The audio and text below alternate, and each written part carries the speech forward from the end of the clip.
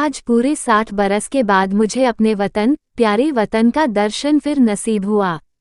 जिस वक्त मैं अपने प्यारे देश से विदा हुआ और किस्मत मुझे पश्चिम की तरफ ले चली, मेरी उठती जवानी थी।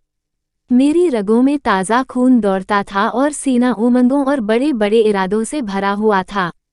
मुझे प्यारे हिंदुस्तान से किसी जालिम की सख्तियों और इंसाफ के ज़बरदस्त हाथों ने अलग नहीं किया था।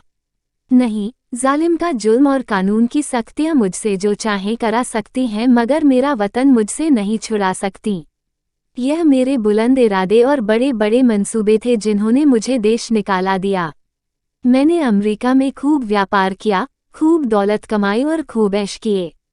भाग्य से बीवी भी ऐसी पाई जो अपने रूप में बेजोड़ थी, जिसकी खूबसूरती की चर्चा सारे अमेरिका में फैली हुई थी और जिसके दिल में किसी ऐसे ख्याल की गुंजाइश भी न थी जिसका मुझसे संबंध न हो। मैं उस पर दिलोजान से न्योछावर था और वो मेरे लिए सब कुछ थी। मेरे 5 बेटे हुए, सुंदर, हृष्ट-पुष्ट और नेक, जिन्होंने व्यापार को और भी चमकाया और जिनके भोले, नन्हे बच्चे उस वक्त मेरी गोद में बैठे हुए थे जब मैंने प्यारी मातृभूमि का अंतिम दर्शन करने के लिए कदम उठाया। मैंने बेशुमार दौलत, वफादार बीवी, सपूत बेटे और प्यारे प्यारे जिगर के टुकड़े, ऐसी ऐसी अनमोल नेमतें छोड़ दी, इसलिए कि प्यारी भारत माता का अंतिम दर्शन कर लूं। मैं बहुत बुढ़ा हो गया था, 10 और हूँ तो पूरे 100 बरस का हो जाऊं, और अब अगर मेरे दिल में कोई आरजू बाकी है तो यही कि अपने देश की खाक में मिल जाऊं। यह आरजू कुछ आज ही मेरे मन में पैदा नहीं हुई है, उस वक्त भी थी जबकि मेरी बीवी अपनी मीठी बातों और नाजुक अदाओं से मेरा दिल खुश किया करती थी। जबकि मेरे नौजवान बेटे सवेरे आकर अपने बूढ़े बाप को अदब से सलाम करते थे, उस वक्त भी मेरे जिगर में एक कांटा सा खटकता था और वह कांटा ये था कि मैं यहाँ अपने देश से निर्वासित हूँ। ये देश मेरा नहीं है, मैं इस देश का नहीं हूँ। धन मेरा था, बीवी मेरी थी, लड़के मेरे थे और जायदादें मेरी थीं, मगर जाने क्यों मुझे रह रहकर अपनी मातृभूमि के टूटे फूटे झोंपड़े, 4-6 बीघा मौरूसी जमीन और बचपन के लंगोटिया यारों की याद सताया करती थी और अक्सर खुशियों की धूमधाम में भी ये ख्याल चुटकी लिया करता कि काश अपने देश में होता। मगर जिस वक्त बम्बई में जहाज से उतरा और काले कोट पतलून पहने, टूटी फूटी अंग्रेजी बोलते मल्लाह देखे, फिर अंग्रेजी दुकानें, ट्रामवे और मोटर गाड़ियां नजर आईं, फिर रबड़ वाले पहियों और मुंह में चुरुट दाबे आदमियों से मुठभेड़ हुई, फिर रेल का स्टेशन और रेल पर सवार होकर अपने गांव को चला, प्यारे गांव को जो हरी भरी पहाड़ियों के बीच में आबाद था, तो मेरी आंखों में आंसू भर आए। मैं खूब रोया, क्योंकि यह मेरा प्यारा देश न था, ये वह देश न था जिसके दर्शन की लालसा हमेशा मेरे दिल में लहरें लिया करती थीं।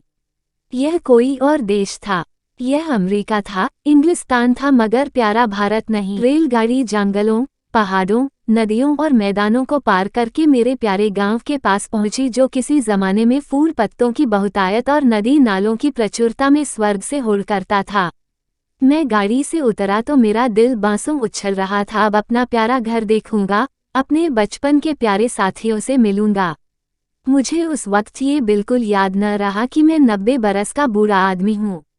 ज्यों-ज्यों मैं गांव के पास पहुंचता था, मेरे कदम जल्द जल्द उठते थे और दिल में एक ऐसी खुशी लहरें मार रही थी जिसे बयान नहीं किया जा सकता। हर चीज पर आंखें फाड़ फाड़ निगाह डालता, आहा, ये वो नाला है जिसमें हम रोज घोड़े नहलाते और खुद गोते लगाते थे, मगर अब इसके दोनों तरफ कांटेदार तारों की चहारदीवारी खींची हुई थी और सामने एक बंगला था जिसमें 2-3 अंग्रेज बंदूकें लिए इधर उधर ताक रहे थे। नाले में नहाने या नहलाने की सख्त मनाही थी। गांव में गया और आंखें बचपन के साथियों को ढूंढने लगी, मगर अफसोस वह सब के सब मौत का निवाला बन चुके थे और मेरा टूटा फूटा झोंपड़ा जिसकी गोद में बरसों तक खेला था, जहां बचपन और बेफिक्रियों के मजे लूटे थे, जिसका नक्शा अभी तक आंखों में फिर रहा है, वह अब एक मिट्टी का ढेर बन गया था। जगह गैर आबाद न थी। सैकड़ों आदमी चलते फिरते नजर आए जो अदालत और कलेक्टरी और थाने पुलिस की बातें कर रहे थे। उनके चेहरे बेजान और फिक्र में डूबे हुए थे और वह सब दुनिया की परेशानियों से टूटे हुए मालूम होते थे। मेरे साथियों के से हृष्ट-पुष्ट, सुंदर, गोरे चिट्टे नौजवान कहीं न दिखाई दिए। वह अखाड़ा जिसकी मेरे हाथों ने बुनियाद डाली थी, वहाँ अब एक टूटा फूटा स्कूल था और उसमें गिनती के बीमार शक्ल सूरत के बच्चे जिनके चेहरों पर भूख लिखी थी, चिथड़े लगाए बैठे ऊँघ रहे थे। नहीं, यह मेरा देश नहीं है।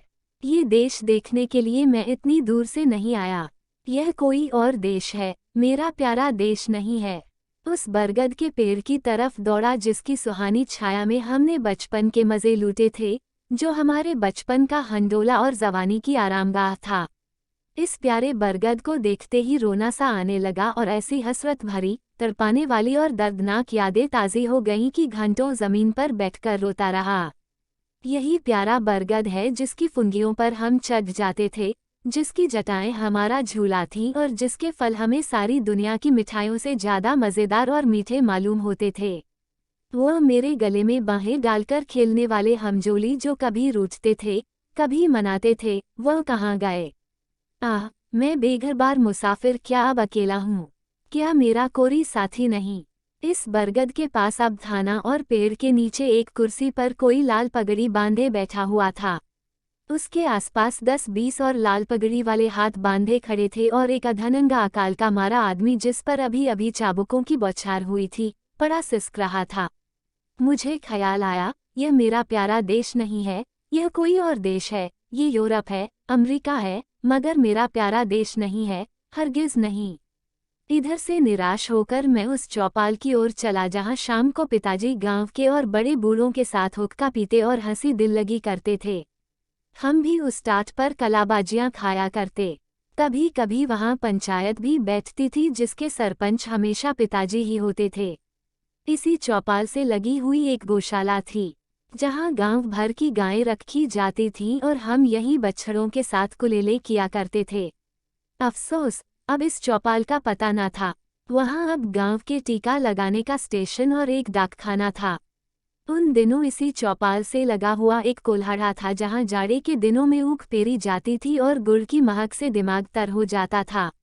हम और हमारे हमजोली घंटों गंडेरियों के इंतजार में बैठे रहते थे और गंडेरियां काटने वाले मजदूरों के हाथों की तेजी पर अचरज करते थे, जहां सैकड़ों बार मैंने कच्चा रस और पक्का दूध मिलाकर पिया था। यहाँ आसपास के घरों से औरतें और बच्चे अपने अपने घड़े लेकर आते और उन्हें रस से भरवाकर ले जाते। अफसोस, वो कोल्हू अभी ज्यों के त्यों गड़े हुए हैं, मगर देखो, कोल्हाड़े की जगह पर अब एक सन लपेटने वाली मशीन है और उसके सामने एक तंबोली और सिगरेट की दुकान है। इन दिल को छलनी करने वाले दृश्यों से दुखी होकर मैंने एक आदमी से जो सूरत से शरीफ नजर आता था, कहा, बाबा, मैं परदेशी मुसाफिर हूँ, रात भर पड़े रहने के लिए मुझे जगह दे दो। इस आदमी ने मुझे सर से पैर तक घूरकर देखा और बोला, आगे जाओ, यहाँ जगह नहीं है। मैं आगे गया और यहाँ से फिर हुक्म मिला, आगे जाओ। 5वीं बार सवाल करने पर एक साहब ने मुट्ठी भर चने मेरे हाथ पर रख दिए। चने मेरे हाथ से छूटकर गिर पड़े और आंखों से आंसू बहने लगे। हाय, यह मेरा प्यारा देश नहीं है, यह कोई और देश है। ये हमारा मेहमान और मुसाफिर की आवभगत करने वाला प्यारा देश नहीं, हरगिज नहीं। मैंने एक सिगरेट की डिबियाली और एक सुनसान जगह पर बैठकर बीते दिनों की याद करने लगा कि यकायक मुझे उस धर्मशाला का ख्याल आया जो मेरे परदेश जाते वक्त बन रहा था। मैं उधर की तरफ लपका की रात किसी तरह वहीं काटूं, मगर अफसोस, हाय अफसोस, धर्मशाला की इमारत ज्यों की त्यों थी, लेकिन उसमें गरीब मुसाफिरों के रहने के लिए जगह न थी। शराब और शराबखोरी, जुआ और बदचलनी का वहां अड्डा था। ये हालत देखकर बरबस दिल से एक ठंडी आह निकली। मैं जोर से चीख उठा, नहीं नहीं और 1000 बार नहीं, यह मेरा वतन, मेरा प्यारा देश, मेरा प्यारा भारत नहीं है। यह कोई और देश है। ये यूरोप है, अमेरिका है, मगर भारत हरगज नहीं। अंधेरी रात थी। गीदड़ और कुत्ते अपने राग अलाप रहे थे। मैं दर्द भरा दिल लिए उसी नाले के किनारे जाकर बैठ गया और सोचने लगा कि अब क्या करूं। क्या फिर अपने प्यारे बच्चों के पास लौट जाऊं और अपनी नामुराद मिट्टी अमेरिका की खाक में मिलाऊं? अब तो मेरा कोई वतन ना था। पहले मैं वतन से अलग जरूर था, मगर प्यारे वतन की याद दिल में बनी हुई थी। अब बेवतन हूँ, मेरा कोई वतन नहीं। इसी सोच विचार में बहुत देर तक चुपचाप घुटनों में सिर दिए बैठा रहा। रात आंखों ही आंखों में कट गई। घड़ियाल ने 3 बजाए और किसी के गाने की आवाज कानों में आई। दिल ने गुदगुदाया, ये तो वतन का नगमा है, अपने देश का राग है। मैं झट उठ खड़ा हुआ। क्या देखता हूँ कि 15-20 औरतें, बूढ़ी, कमजोर, सफेद धोतियां पहने, हाथों में लोटे लिए स्नान को जा रही हैं और गाती जाती हैं। प्रभु, मेरे अवगुण चित न धरो। इस मादक और तड़पा देने वाले राग से मेरे दिल की जो हालत हुई उसका बयान करना मुश्किल है। मैंने अमेरिका की चंचल से चंचल, हंसमुख से हंसमुख सुंदरियों की आलाप सुनी थी और उनकी जबानों से मोहब्बत और प्यार के बोल सुने थे जो मोहक गीतों से भी ज्यादा मीठे थे। मैंने प्यारे बच्चों के अधूरे बोलों और तोतली बानी का आनंद उठाया था। मैंने सुरीली चिड़ियों का चहचहाना सुना था। मगर जो लुत्फ, जो मज़ा, जो आनंद मुझे गीत में आया वह जिंदगी में कभी और हासिल न हुआ था। मैंने खुद गुनगुनाना शुरू किया, प्रभु, मेरे अवगुण चित न धरो। तन में हो रहा था कि फिर मुझे बहुत से आदमियों की बोलचाल सुनाई पड़ी और कुछ लोग हाथों में पीतल के कमंडल लिए शिव शिव, हर हर गंगे गंगे, नारायण नारायण कहते हुए दिखाई दिए। मेरे दिल ने फिर गुदगुदाया, ये तो मेरे देश प्यारे देश की बातें हैं। मारे खुशी के दिल बाग बाग हो गया। मैं इन आदमियों के साथ हो लिया और 1 2 3 4 5 6 मील पहाड़ी रास्ता पार करने के बाद हम उस नदी के किनारे पहुंचे जिसका नाम पवित्र है, जिसकी लहरों में डुबकी लगाना और जिसकी गोद में मरना हर हिंदू सबसे बड़ा पुण्य समझता है।